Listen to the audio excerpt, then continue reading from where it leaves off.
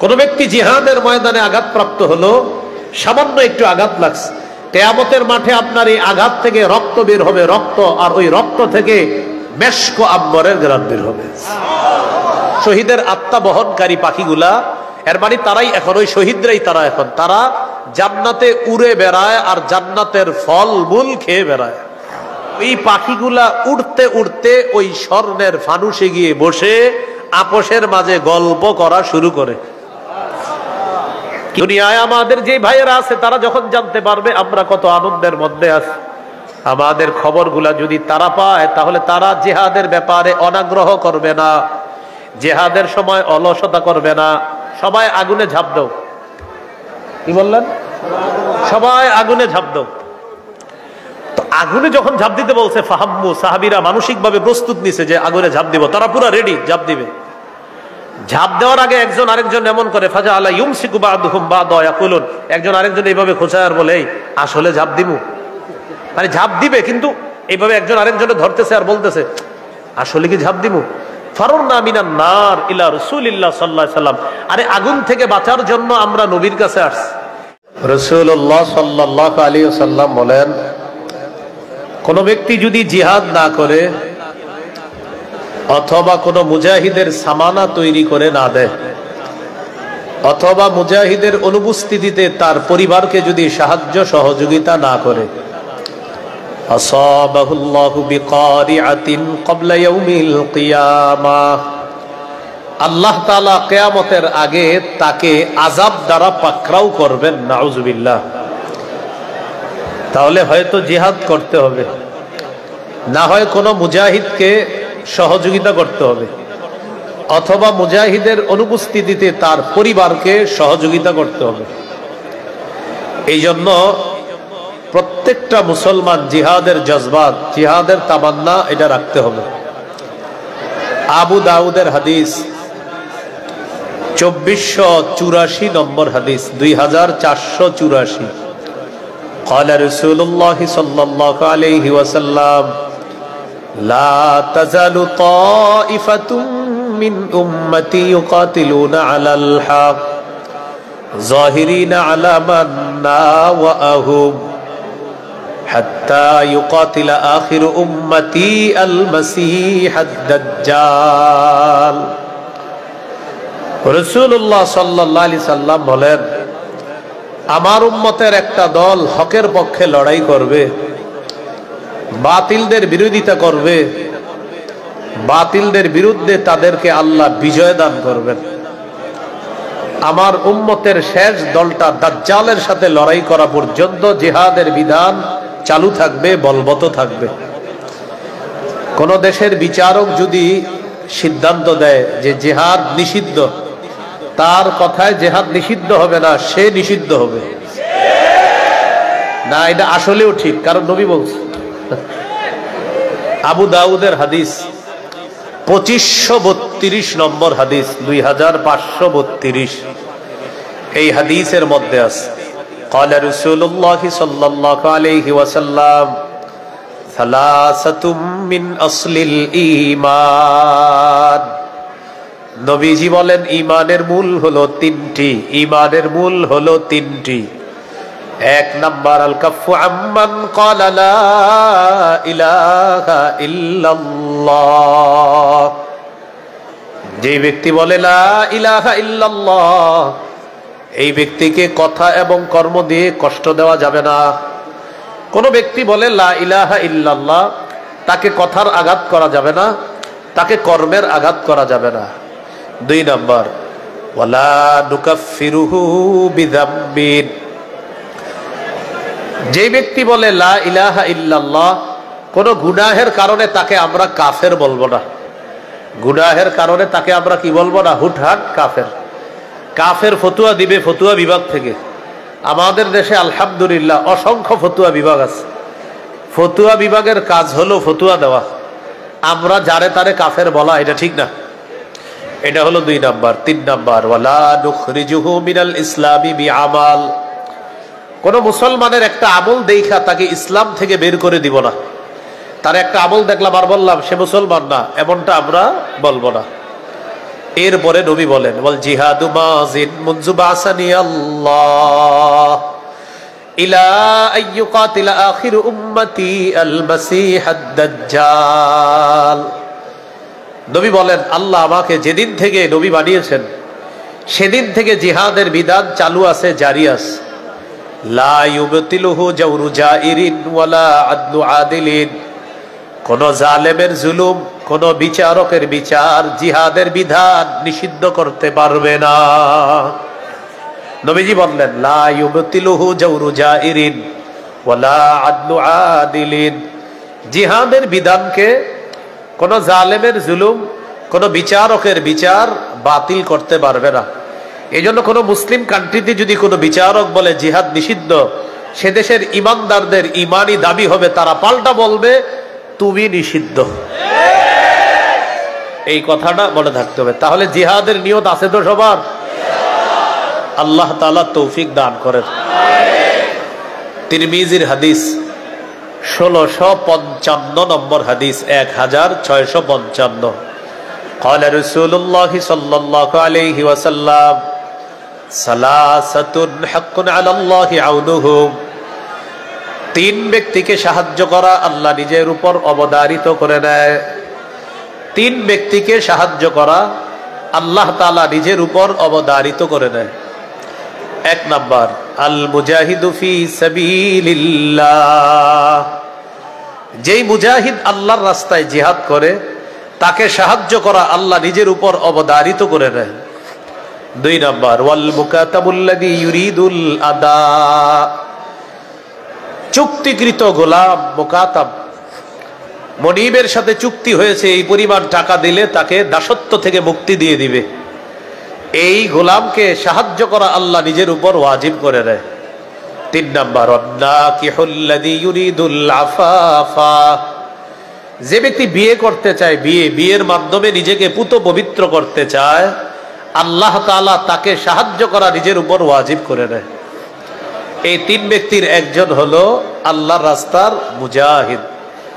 সহিহ বুখারীর বর্ণনা, 3123 নম্বর হাদিস।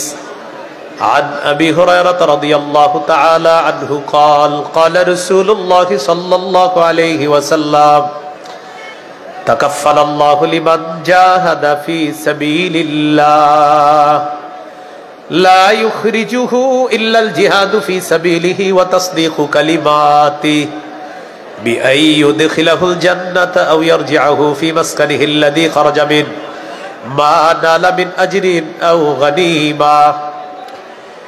যে ব্যক্তি আল্লাহর রাস্তায় জিহাদে বের হয় তার এইটাই নিয়ত যে আমি জিহাদ করব আল্লাহর রাস্তায় আল্লাহকে খুশি করার জন্য, এবং জিহাদের যে উপকারিতা এইগুলা লাভ করার জন্য তিনি জিহাদ করবে, এটাই তার নিয়ত।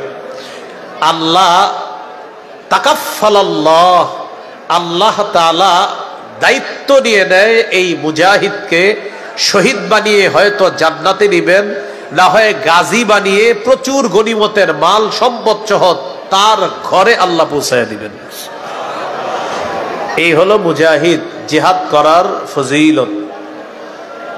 সহিহ মুসলিমের বর্ণনা, 1878 নম্বর হাদিস। قال رسول الله صلى الله عليه وسلم مثل المجاهد في سبيل الله كمثل الصائم القائم القانت بآيات الله لا يفتر من صلاة ولا صيام। এই হাদিসটি বুঝার আগে আমার দিকে একটু তাকান। এই দেখেন, আল্লাহু আকবার। রোজাদার নামাজে আছে, তেলাওয়াত করতেছে। একদিক থেকে রোজাদার, আরেক দিক থেকে নামাজে আছে, আরেক দিক থেকে তেলাওয়াত করতেছে। সে কোনো ক্লান্ত হয় না।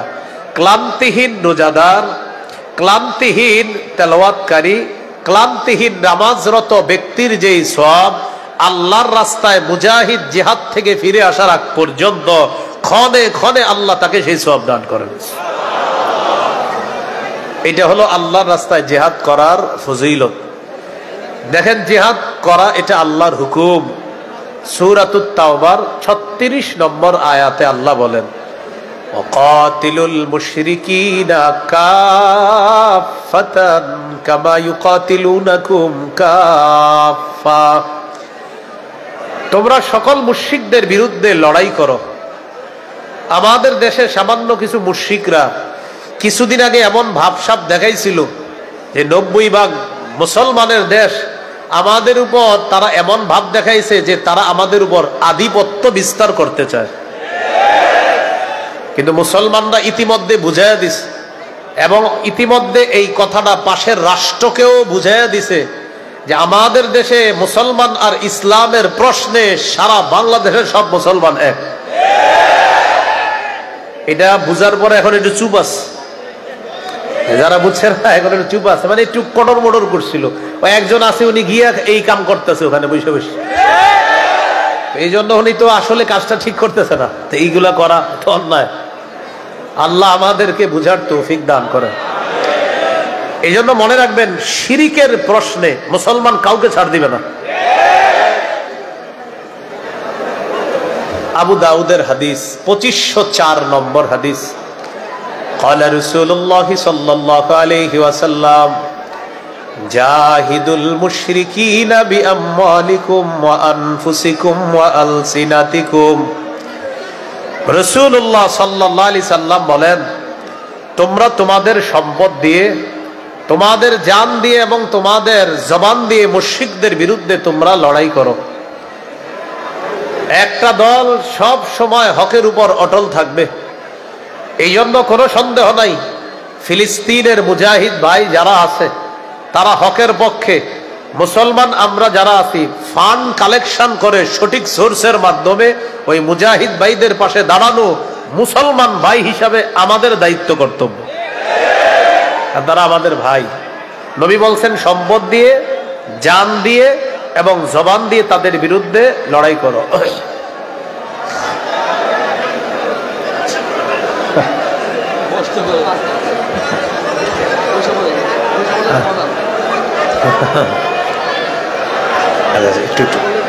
একটা আয়াত শোনায় আপনাদেরকে, একটা আয়াত শোনায়, একটু শোনেন।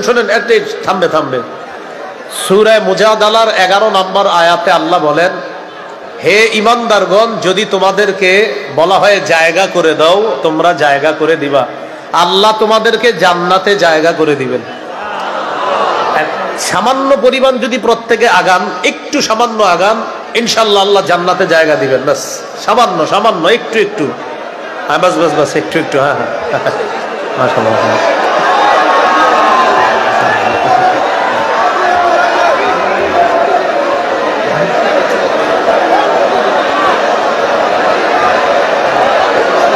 খোলা যাবে? এটা খোলা যাবে? হ্যাঁ, বাস হয়েছে। ভাই ভিতরে জায়গা না ভাই, আপনারা যারা আসতেছেন বাস। আলহামদুলিল্লাহ, বাস আন্না।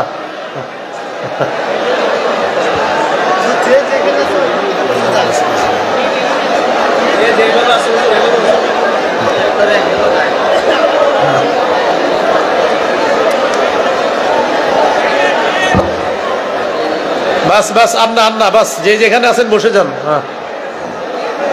ভাই বসে যাই। হ্যাঁ, প্রজেক্টরে কাম হইব না, ডাইরেক্ট লাইভ দেখতে হইব, লাইভ সোজা আমনেরে দেখতে হইব, প্রজেক্টরে দেখলে হইব না। বাস যতটুকু হয়েছে বাস, এবার দাঁড়ায় থাকে আমরা ইনশাআল্লাহ। আল্লাহ সওয়াব দান করবেন।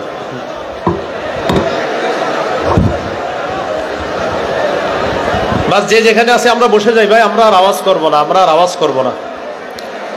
রাসূলুল্লাহ সাল্লাল্লাহু আলাইহি সাল্লাম হাদিসে হুকুম করেছেন মুশরিকদের বিরুদ্ধে লড়াই করার জন্য। নবীজি বলেছেন, তোমরা তোমাদের সম্পদ দিয়ে, তোমাদের জান দিয়ে এবং তোমাদের জবান দিয়ে মুশরিকদের বিরুদ্ধে তোমরা লড়াই করো।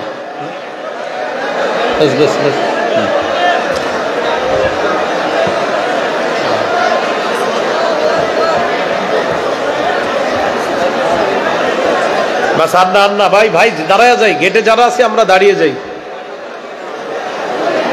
গেটে যারা আছি দাঁড়িয়ে যাই। দেখেন আমার বয়স কিন্তু কম, এই জন্য আমি কিছু কইতেছি না, পরে মুরব্বীরা আইতেছে, রাগ হবে কিন্তু। সবটা বসে যান, মুরব্বীরা এসে কিন্তু রাগ করবে। বসে যান, সবাই বসে যান। হ্যাঁ, যে যেখানে আছেন বসে যান। হ্যাঁ,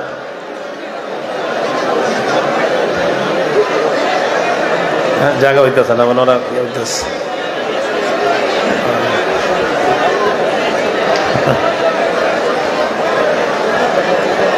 আমরা আর আওয়াজ করবো না, বাস ঠিক আছে, যে যে জায়গায় বসে যাই ভাই, আমরা আর আওয়াজ করবো না। আবু দাউদের হাদিস শুনি আমরা, 1449 নম্বর হাদিস, 1449 নম্বর হাদিস। রাসূলুল্লাহ সাল্লাল্লাহু আলাইহি সাল্লামকে জিজ্ঞাসা করা হলো, আইয়ুল আমালি আফজালু ইয়া রাসূলুল্লাহ, ইয়া রাসূলুল্লাহ, আল্লাহর কাছে সবচেয়ে মহামর্যাদাবান আমল কোনটি আপনার কাছে জানতে চাই। নবীজি জবাব দিলেন, তুলুল কিয়াম, লম্বা সময় নামাজে দাঁড়িয়ে থাকা, এটা আল্লাহর কাছে সবচেয়ে মর্যাদাপূর্ণ ইবাদত। কিলা ফাইয়ুস সাদাকাতি আফজালু ইয়া রাসূলুল্লাহ, প্রশ্ন করা হলো, হুজুর আল্লাহর কাছে সবচেয়ে শ্রেষ্ঠ সদকা কোনটি? فقال رسول الله صلى الله عليه وسلم জাহাদুল মুকিল্লি, কষ্টার্জিত উপার্জন, কষ্ট করে যে উপার্জন করে, এই কষ্টার্জিত উপার্জন থেকে যারা সদকা করবে, এই সদকা আল্লাহর কাছে সবচেয়ে শ্রেষ্ঠ সদকা হিসাবে গণ্য হয়। কিলা ফাআইয়ুল হিজরাতি আফজালু ইয়া রাসূলুল্লাহ, ইয়া রাসূলুল্লাহ, আল্লাহর কাছে সবচেয়ে শ্রেষ্ঠ হিজরত কোনটি? فقال رسول الله صلى الله عليه وسلم من هجر ما حرم الله عليه, আল্লাহ যা হারাম করেছেন এই হারাম জিনিস থেকে বেঁচে থাকা আল্লাহর কাছে সবচেয়ে শ্রেষ্ঠ হিজরত। কিলা ফাআইয়ুল জিহাদি আফজালু ইয়া রাসূলুল্লাহ, ইয়া রাসূলুল্লাহ, আল্লাহর কাছে সবচেয়ে শ্রেষ্ঠ জিহাদ কোনটি? নবীজি জবাব দিলেন, মান জাহাদাল মুশরিকিনা বিমালিহি ওয়া নাফসি, যে ব্যক্তি নিজের জান মাল নিয়ে মুশরিকদের বিরুদ্ধে লড়াই করে, এটা আল্লাহর কাছে শ্রেষ্ঠ জিহাদ বলে গণ্য হয়ে যায়।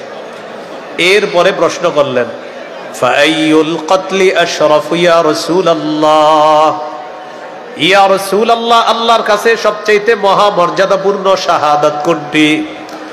নবীজি জবাব দিলেন, যে ব্যক্তিকে আল্লাহর রাস্তায় শহীদ করা হয়, ওয়া উকিরা জাওয়াদুহু, মান উহরিকা দামুহু ওয়া উকিরা জাওয়াদু, জিহাদের ময়দানে যার রক্ত প্রবাহিত করা হয় আর যার ঘোড়াটাকেও শহীদ করা হয়, এই ব্যক্তির শাহাদাত আল্লাহর কাছে শ্রেষ্ঠ শাহাদাত বলে গণ্য হয়ে যায়।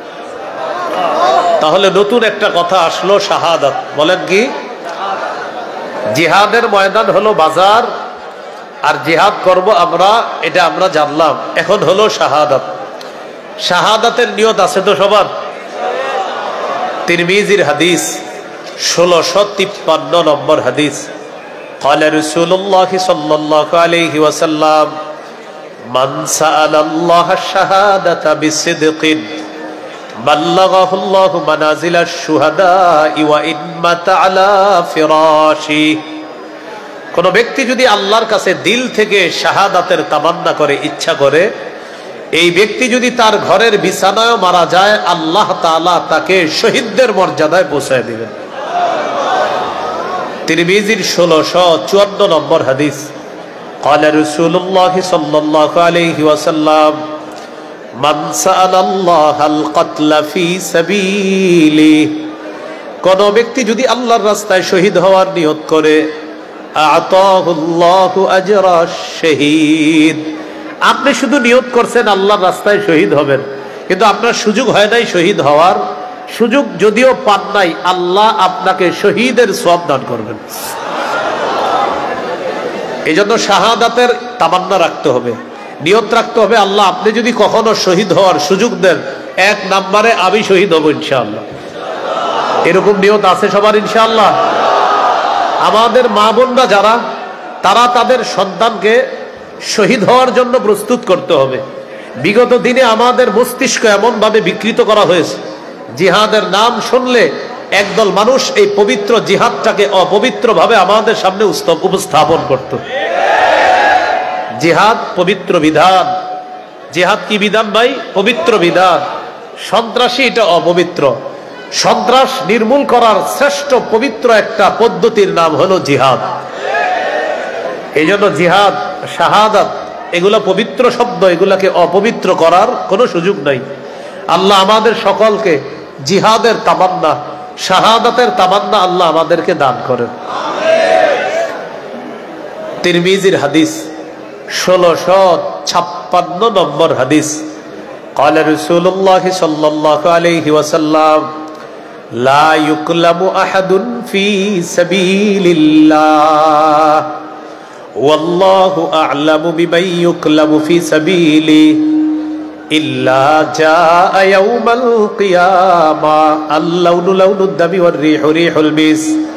কোন ব্যক্তি জিহাদের ময়দানে গিয়ে আঘাত পাইছে, এই আঘাত পাওয়ার কারণে কিয়ামতের ময়দানে সে এমন ভাবে উপস্থিত হবে, তার রং হবে রক্তের রং, তার শরীর থেকে মেশক আম্বরের ঘ্রাণ বের হবে। সহিহ বুখারীর বর্ণনা 5533 নম্বর হাদিস। قال رسول الله صلى الله عليه وسلم ما من مكلم يكلم في سبيل الله إلا جاء يوم القيامة وكلبه يدمي। কোন ব্যক্তি জিহাদের ময়দানে আঘাতপ্রাপ্ত হলো, সামান্য একটু আঘাত লাগছে, কিয়ামতের মাঠে আপনার এই আঘাত থেকে রক্ত বের হবে, রক্ত, আর ওই রক্ত থেকে মেশক আম্বরের ঘ্রাণ বের হবে। শুধু আঘাতপ্রাপ্ত হয়েছেন আপনি, আল্লাহ আমাদেরকে শহীদ হওয়ার তৌফিক দান করেন। এখন কথা হলো, শহীদ হইলে এটা কি লাভ আছে? তিরমিজির হাদিস 1661 নম্বর হাদিস। قال رسول الله صلى الله عليه وسلم ما من أحد من أهل الجنة يسره أن يرجع إلى الدنيا غير الشهيد يقول حتى أقتل 10 مرات। নবী বলেন, জান্নাতের কেউ দুনিয়াতে আসতে চাইবে না, শুধু শহীদ বারবার দুনিয়াতে আসতে চাইবে। কে? শহীদ কেন চাইবে? শহীদ দুনিয়াতে এসে বলবে, আমাকে আবার শহীদ করা হোক, আবার আমাকে জিন্দা করা হোক, আবার আমাকে শহীদ করা হোক। এইভাবে আমাকে 10-12 যদি শহীদ করা হয়, আমি আবার শহীদ হতে চাই। শহীদের পুরস্কার আমি আবার আল্লাহর কাছে পেতে চাই। শহীদ হইলে কতটুকু কষ্ট হবে? তাকান সবাই, এদিকে তাকান। এই যে তোমার একটা চিমটি দিই, চিমটি কিন্তু দিব না আমি, হ্যাঁ এমনি বললাম। একটা চিমটি দিলে যতটুকু আঘাত, নবীজি বলেন শহীদ যখন শহীদ হয়, ওই চিমটি লাগলে যেরকম আঘাত পান, বাস এতটুকু আঘাত পেয়ে শহীদ আর আল্লাহর জান্নাত।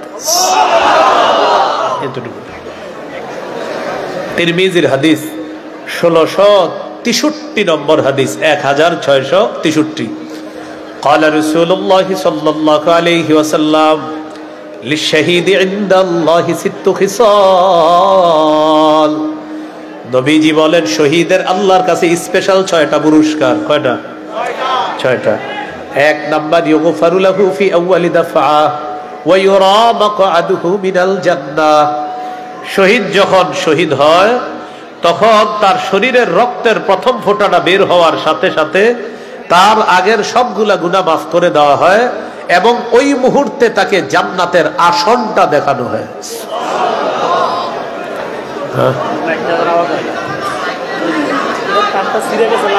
আচ্ছা, আপনি রাখবেন না, আপনি রাখবেন না, আপনি রাখবেন না।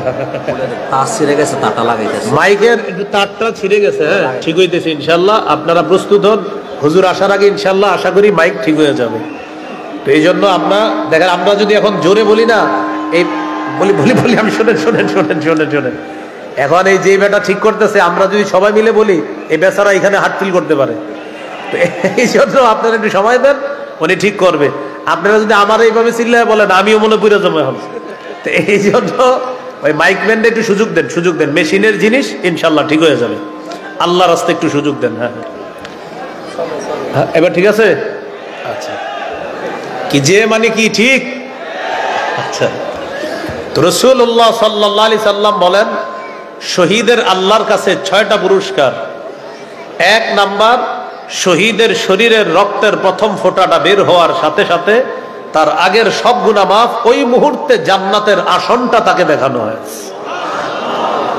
2 নাম্বার, ওয়ায়ুজারু মিন আযাবিল কবরি, শহীদকে কবরের আযাব থেকে নিরাপত্তা দেওয়া হবে। কবরের আযাব নিয়ে শহীদের কোনো টেনশন নাই। 3 নাম্বার, ওয়ায়ামানু মিনাল ফাজাইল আকবার, কিয়ামতের ময়দানের বিভীষিকাময় মুহূর্ত, জাহান্নামের আযাব থেকে শহীদ নিরাপত্তা লাভ করবে। 4 নাম্বার, ওয়ায়ুদউ আলা রাসিহি তাজুল ওয়াকারিল ইয়াকুতাতু মিনহা খায়রুম মিনাদ দুনিয়া ওয়া মা ফিহা, জান্নাতের মরমর পাথর খচিত মুকুট শহীদের মাথায় পরিয়ে দেওয়া হবে, যেই পাথরের দাম দুনিয়াতে যা কিছু আছে এর চেয়ে আরো বেশি। কয়টা হলো? 4টা। 5 নাম্বারটা বলবো? এটা মুস্কি হাসি দিয়া বলেন, বলবো? ওয়ায়ুজাওয়াজু সিনতাইনি ওয়া সাবঈনা যাওজাতাম মিনাল হুরিল ঈন, 72 জন হুরকে শহীদের সাথে বিয়ে দেওয়া হবে। এটা 5 নাম্বার। 6 নাম্বার, ওয়াশফাউ ফি সাবঈনা মিন আকারিবিহি, শহীদের নিকট আত্মীয়ের কমপক্ষে 70 জনের ব্যাপারে সুপারিশ আল্লাহ কবুল করবেন। এই জন্য রাসূলুল্লাহ সাল্লাল্লাহু আলাইহি সাল্লাম বলেন, সহিহ বুখারীর বর্ণনা 2797 নম্বর হাদিস, 2797, قال رسول الله صلى الله عليه وسلم والذي نفسي بيده لوددت أني أقتل في سبيل الله ثم أحيا ثم أقتل ثم أحيا ثم أقتل ثم أحيا ثم أقتل। নবীজি বলেন, আল্লাহর কসম আমার মন চায় আমাকে শহীদ করা হবে, আবার আমাকে জিন্দা করা হবে, আবার আমাকে শহীদ করা হবে, আবার আমাকে জিন্দা করা হবে, আবার আমাকে শহীদ করা হবে, এটা আমার মন চায়। হাদিস দ্বারা বোঝা যায় আমাদের নবীকে যতবার শহীদ করা হয় আল্লাহ নবী ততবার জিন্দা হতে চায়, আবার আল্লাহর রাস্তায় নবী শহীদ হতে চায়, বারবার নবীজি শহীদ হতে চায়। এবার আপনাদেরকে শহীদের গল্প শোনাই। কিসের গল্প? শহীদের গল্প মানে শহীদরা যে জান্নাতে গল্প করে ওই গল্প, মানে আমি গল্প বলবো না, ওদের গল্পটা আপনারে শোনাই। দেখেন, শহীদরা জান্নাতে গল্প করতে, সুবহানাল্লাহ, শহীদরা জান্নাতে গল্প করে, এই গল্প শোনেন। আবু দাউদের হাদিস 2520 নম্বর হাদিস, 2520 নম্বর হাদিস। এই হাদিসের বর্ণনাকারী আব্দুল্লাহ ইবনে আব্বাস রাদিয়াল্লাহু তাআলা আনহুমা, তিনি বলেন, قال رسول الله صلى الله عليه وسلم لما أصيب إخوانكم بأحد, নবীজি বলেন তোমাদের ভাইরা যখন উহুদের ময়দানে শহীদ হয়, جعل الله أرواحهم في جوف طير خضر, আল্লাহ তাআলা তাদের আত্মাগুলা সবুজ পাখির পেটের মধ্যে ঢুকায়া দিছে। শহীদের আত্মাগুলা সবুজ পাখির পেটের মধ্যে ঢুকিয়ে দিছে। তো পাখি কি করে? উড়ে। বলেন, পাখি কি করে? উড়ে। তো কি করতেছে পাখিগুলা? তারিদু আনহারুল জান্নাহ ওয়া তাকুলু মিন সিমারিহা, শহীদের আত্মা বহনকারী পাখিগুলা, এর মানে তারাই এখন, ওই শহীদরাই তারা এখন, তারা জান্নাতে উড়ে বেড়ায় আর জান্নাতের ফল মূল খেয়ে বেড়ায়। ওয়া তা'বি ইলা কানাদিলা মুআল্লাকাতিন মিন যাহাবিন মুআল্লাকাতিন ফি যিল্লিল আরশ, আরশের নিচে স্বর্ণ দ্বারা তৈরি করা ফানুস আছে, ফানুস। ওই পাখিগুলা উড়তে উড়তে ওই স্বর্ণের ফানুসে গিয়ে বসে আপসের মাঝে গল্প করা শুরু করে। কি গল্প করে দেখেন, লাম্মা ওয়াজাদু তিবা মাকালিহিম ওয়া মাশরাবিহিম ওয়া মাকিলিহিম, তারা যখন তাদের মনোভূত বাসস্থান, মনোভূত খাবার, মনোভূত পানীয় সব পেল, তখন তারা বলে, মাইয়ুবাল্লিগু আন্না ইখওয়ানানা, আমরা যে এত আরামে আছি আমাদের এই সংবাদটা দুনিয়াবাসীর কাছে কে পৌঁছায়া দিবে? কেন? লিআল্লা ইয়াজহাদু ফিল জিহাদি ওয়ালা ইয়ানকুলু ইনদাল হারব, দুনিয়ায় আমাদের যে ভাইয়েরা আছে তারা যখন জানতে পারবে আমরা কত আনন্দের মধ্যে আছি, আমাদের খবরগুলা যদি তারা পায় তাহলে তারা জিহাদের ব্যাপারে অনাগ্রহ করবে না, জিহাদের সময় অলসতা করবে না, শহীদরা বসে বসে বলা বলি করে আমাদের সংবাদগুলা দুনিয়াতে জানানো দরকার। কে জানাবে? গল্প করতেছে। তখন আল্লাহ তাআলা তাদেরকে বললেন, উবাল্লিগুহুম আনকুম, আমি তোমাদের ব্যাপারটা কিয়ামত পর্যন্ত যত মুসলমান সবাইকে জানায় দিব। তখন আল্লাহ আয়াত নাজিল করলেন 4 পারা 11 নম্বর পৃষ্ঠা সূরা আলী ইমরান 169 নম্বর আয়াত। এই শহীদদের গল্পের পরিপ্রেক্ষিতে আল্লাহ নাজিল করছে। তা আল্লাহ তাআলা বলেন, ওয়ালা তাহসাবান্নাল্লাযীনা কুতিলু ফী সাবিলিল্লাহি আমওয়াতা, যারা আল্লাহর রাস্তায় শহীদ হয় তাদেরকে তোমরা মৃত মনে করো না। বাল আহইয়াউন ইনদা রাব্বিহিম ইউরযাকুন, তারা জীবিত, তাদেরকে আল্লাহর কাছে রিজিক দেওয়া হয়। তারা জীবিত, তাদেরকে আল্লাহর কাছে রিজিকের ব্যবস্থা করা হয়।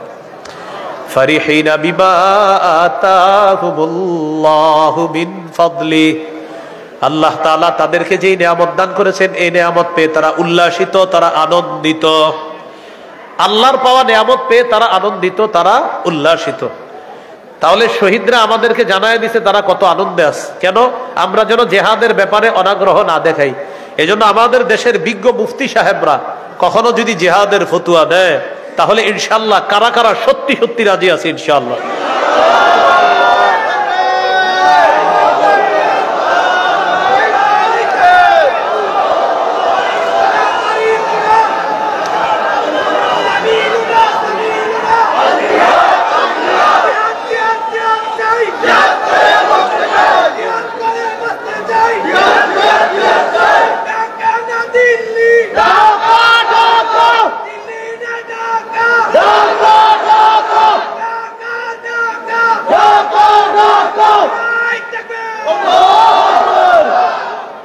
হুজুর আরো রয়ে গেছে, গলা ঠিক করেন, পরে আরো লাগবে, কাজে লাগবে ইনশাল্লাহ। ইনশাল্লাহ গলা ঠিকঠাক আছে তো?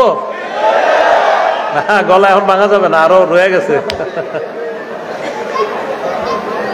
তো রাসূলুল্লাহ সাল্লাল্লাহু আলাইহি সাল্লাম জানায়া দিলেন আমাদেরকে যে যেন জিহাদের প্রতি অনাগ্রহ না দেখায়, জিহাদের ব্যাপারে যেন অলসতা না করে। এই জন্য শহীদদের খবরটা দুনিয়াবাসীকে জানানো দরকার। তো আল্লাহ আমাদেরকে জানায়া দিলেন। এবার আমরা গুরুত্বপূর্ণ একটা বিষয় জানবো, সেটা হলো জিহাদের ময়দান জানলাম, জিহাদ জানলাম, শহীদের কথা জানলাম। এখন আমরা যে বিষয়টা জানবো সেটা হলো জিহাদের ময়দানে নেতৃত্ব দেওয়ার জন্য একজন যোগ্য নেতা দরকার। কি দরকার? সবাই বলেন কি দরকার? বলেন আল্লাহ আমাদের দেশে এমন একজন শাসক দেন, যেই শাসক দেশ চালাবে, জিহাদেরও নেতৃত্ব দিবে। এমন একজন আদর্শ শাসক চাই। বলেন এক তাগুতের পরিবর্তে বলেন আরেক তাগুত চাই না। কি সেই না? হ্যাঁ কি ঠিক? এক তাগুতের পরিবর্তে আরেক তাগুত চাওয়া মানে বৃষ্টি থেকে বাঁচার জন্য ঝর্ণার নিচে এসে দাঁড়ানো। এই জন্য আমাদের অভিভাবক ঠিক করতে হবে। আমাদের অভিভাবক আল্লাহ। 3 পারা 2 নম্বর পৃষ্ঠা শুরু আয়াত সূরা বাকারা 257 নম্বর আয়াতে আল্লাহ বলেন, আল্লাহু ওয়ালিয়ুল্লাযীনা আমানু, যারা ঈমানদার তাদের অভিভাবক হলেন আল্লাহ। বলেন ঈমানদারদের অভিভাবক কে? সূরা মাইদা 51 নম্বর আয়াত, ইয়া আইয়ুহাল্লাযীনা আমানু লা তাত্তাখিযুল ইয়াহুদা ওয়ান নাসারা আউলিয়া। হে ঈমানদারগণ, তোমরা ইহুদি খ্রিস্টানদেরকে অভিভাবক রূপে গ্রহণ করো না। 90% মুসলমানের দেশ, বারবার আমরা তাদেরকে অভিভাবক বানাই, এই জন্য তারা আমাদেরকে গোলামের মতো বারবার ঘুরায়। 47 জন প্রেসিডেন্ট পরিবর্তন করলো, একজনকেও নারী বসাইল না, বারবার আমাদের উপর নারী চাপায়া দেয়। এই জন্য আল্লাহর কাছে বলতে হবে, আল্লাহ কিয়ামতের আগে বাংলাদেশে আর নারী শাসক চাই না। সবাই জোরে বলেন কেন? জোরে বলেন, আরো জোরে বলেন। قال رسول الله صلى الله عليه وسلم, লাইয়ুফলিহা কওমুন ওয়াল্লাউ আমরাহুম ইমরাআতান। নবীজি বলেন ওই জাতি কিছুতেই সফল হবে না যেই জাতি তাদের নেতৃত্বে কোন নারীকে বসায়া দেয়। এজন্য আমার নবীর কথা চূড়ান্ত সত্য কথা। আমরা যদি আবার কোন নারীকে চিন্তা করে থাকি তাহলে আমাদের ভাগ্যের পরিবর্তন হবে না। এটা আপনি কয়েক হাজার পৃষ্ঠাও যদি থাকে এটাতে লিখে রাখতে পারেন, আমাদের নবীর কথাই চূড়ান্ত সত্য কথা। এজন্য সামনের দিকে আর এই জাতীয় চিন্তা ভাবনা করা যাবে না। আমরা যারা ইসলাম মাইন্ডের মুসলমান মানসিকতা যারা লালন করি, 90 ভাগের বেশি মুসলমান, এখানে লালনের কি আছে? আমরাই তো সব। এই জন্য সিদ্ধান্ত নিতে হবে, সামনে আর ভুল করা যাবে না। এই যে একটা সুযোগ আল্লাহ করে দিছে, এটা যদি আমরা কাজে না লাগাই 50 বছরে আর এই সুযোগ আসবে না। আর এই পরিবেশের জন্য সামনের দিকে আমরা আস্তে আস্তে খেলাফত ব্যবস্থার দিকে এগিয়ে যেতে হবে। খেলাফত ব্যবস্থা ছাড়া মুসলমানদের চূড়ান্ত ভাগ্য পরিবর্তন হবে না, হতে পারে না। সাময়িক সময়ের জন্য যদি হয় সেটা সাময়িক, চূড়ান্ত না। চূড়ান্ত হতে হলে আফগানিস্তানকে অনুসরণ করতে হবে। আফগানিস্তান অভিভাবক মানছে আল্লাহকে, এই জন্য 3 বছর আগে তাদেরকে কেউ গণে নাই, এখন তারা কাউরে গণে না। আফগানিস্তান কাউরে, সবচেয়ে বড় শত্রু যাদেরকে বের করে দিছিল কুত্তার মতো, এরা এখন বলে তোমাদের সাথে বন্ধুত্ব করতে চাই, গোনার টাইম নাই। কিসের টাইম নাই? আমাদের দেশ শুধু বাংলাদেশ না, পুরা দুনিয়া আমাদের। মুসলমানদের কোনো সীমারেখা নাই, মুসলমানদের পুরা দুনিয়া। ঠিক বুঝে বলতেছেন তো? বাইরে গেলেও ঠিক তো? আচ্ছা, এই ঠিক বাইরে যায়ও ঠিক থাকার তৌফিক দান করেন। তো বলছিলাম একজন যোগ্য নেতা দরকার, যে নেতার 4টা গুণ হবে মৌলিক। বলেন কয় গুণ? সূরা হজের 41 নম্বর আয়াতে আল্লাহ বলেন, আল্লাযীনা ইম্মাক্কান্নাহুম ফিল আরদি আকামুস সালাহ ওয়া আতাউয যাকাতা ওয়া আমারু বিল মা'রুফি ওয়া নাহাউ আনিল মুনকার। আল্লাহ তাআলা বলেন, যাদেরকে আমি দুনিয়ার শাসন ক্ষমতায় বসাই তাদের মৌলিক কাজ হবে 4টা। 1 নাম্বার নামাজ কায়েম করবে, 2 নাম্বার যাকাতের বিধান চালু করবে, 3 নাম্বার সৎ কাজের আদেশ করবে, 4 নাম্বার অসৎ কাজের নিষেধ করবে। সবাই দিকে আবার কয় গুণ? 4 গুণ। কয় গুণ? বলেন, নামাজ কায়েম করা, যাকাতের বিধান চালু করা, সৎ কাজের আদেশ করা, অসৎ কাজের নিষেধ করা। আল্লাহ এমন একজন শাসক আমাদেরকে দেন, যেই শাসক এই 4 কাজ করবে।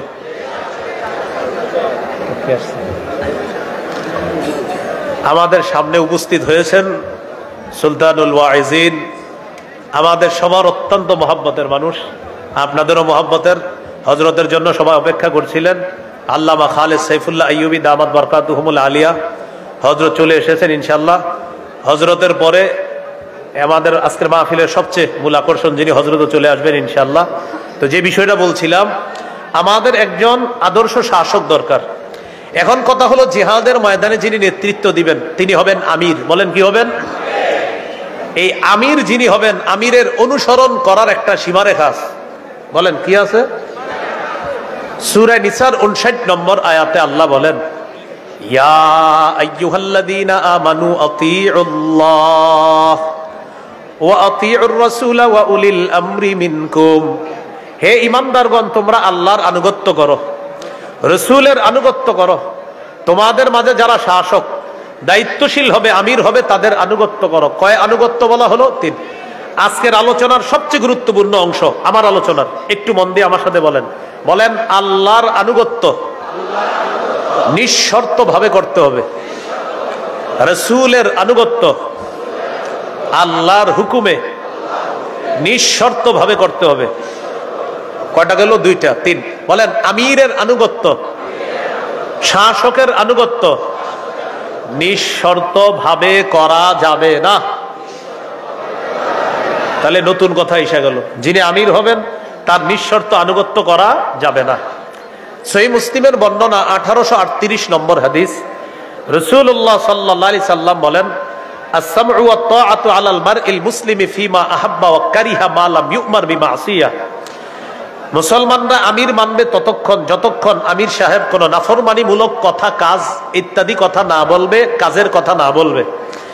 ফাইদা উমির বিমা আসিয়া, আমির সাহেবের পক্ষ থেকে যদি কোনো নাফরমানিমূলক কথা বের হয়, কর্মকাণ্ড প্রকাশ পায়, আর এটা যদি ওলামায়ে কেরাম ধরিয়ে দেয়, আপনার বুঝে আসুক না আসুক, বাস ওলামায়ে কেরাম বলছে এটা ভুল, ভুল। আলেমরা যদি বলে ভুল, বাস এটা ভুল।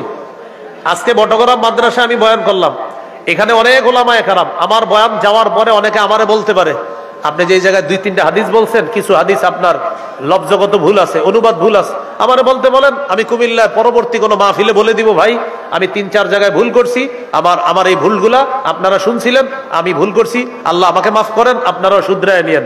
আপনারা আমারে যে ভুল ধরায় দিন ভুল বলবো। আমার আপন ছোট ভাই প্রায় সময় আমার ভুল ধরে, আমার আপন ছোট ভাই মুফতি, আমার চেয়ে ভালো ছাত্র মাশাআল্লাহ, ভুল ধরে। তাহলে আমার ছোট ভাই বলে আমার ভুল ধরছে, আমি ভুল মানবো না কেন? ভুল তো ভুলই, ভুল যে করবে ভুল, ভুল মানতে হবে। আপনি আমার ভুল ধরান, আমি বলবো আমার ভুল হয়েছে, সমস্যা নেই। এই জন্য ভুল মেনে নেওয়া এটা হলো সৌভাগ্যের লক্ষণ, আর ভুলের উপর অটল থাকা এটা পথভ্রষ্ট হওয়ার লক্ষণ। এখন দেখেন একটা হাদিস শোনাই, এই হাদিসটা গল্পের মতো সারা জীবন মনে রাখবেন, আরো 10 জনরে শোনায়া দিবেন, পারবেন না ইনশাআল্লাহ? বাংলাটা তো শোনাই দিতে পারবেন। সহিহ বুখারী 4340 নম্বর হাদিস, আলী রাদিয়াল্লাহু তাআলা আনহুর বর্ণনা, তিনি বলেন বাসাদ নবী সাল্লাল্লাহু আলাইহি সাল্লাম সারিয়া, নবীজি একটা মুজাহিদ বাহিনীকে পাঠাইছে, একটু বুঝেন। ওয়াস্তামালা আলাইহিম রাজুলাম মিনাল আনসার, এক আনসারী সাহাবীকে আমির বানায়া দিস। তাহলে একটা বাহিনীর আমির বানিয়ে দিলেন একজন আনসারী সাহাবীকে। ও আমারহুম আইয়ুতিউহু, নবী তাদেরকে হুকুম করলেন তারা যেন আমির সাহেবের আনুগত্য করে, আমির যা বলবে তা শুনবে। তো আমির সাহেব মুজাহিদ বাহিনী নিয়ে রওনা করছে। ফাগদিবা, আমির সাহেবের রাগ উঠছে, রাগ ওঠার পর আমির সাহেব তাদেরকে বললেন আলাইসা ক্বাদ আমারাকুম রাসূলুল্লাহ সাল্লাল্লাহু আলাইহি ওয়াসাল্লাম আন তুতিউনি, আচ্ছা নবী কি তোমাদেরকে বলে নাই আমার আনুগত্য করতে? তো তারা বলল হ্যাঁ, নবীজি বলছে আপনি যা বলবেন তা শুনবো। তা আমির সাহেব রাগ উঠছে, এখন আমির সাহেব বললেন এখন আমি যা বলবো তা শুনবা। জি আপনি যা বলবেন শুনবো।